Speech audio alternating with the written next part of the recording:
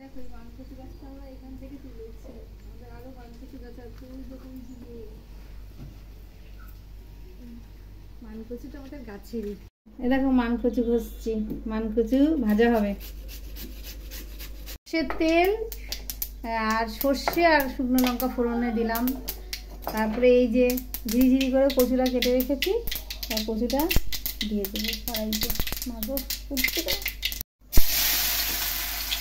কচুটা দিয়ে দিলাম, কাঁচা লঙ্কা দিয়ে দিলাম, তার সঙ্গে হলুদ আর নুন মিষ্টি আন্দাজ মতো নুন দিলাম, মিষ্টি এইভাবে এবার নাড়াচাড়া দেবো, এবারেই হয়ে যাবে।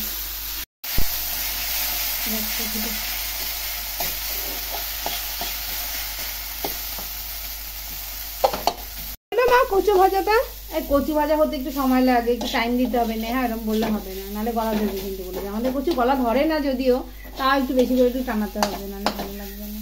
দেখো বন্ধুরা আমার মান কচু ভাজা রেডি।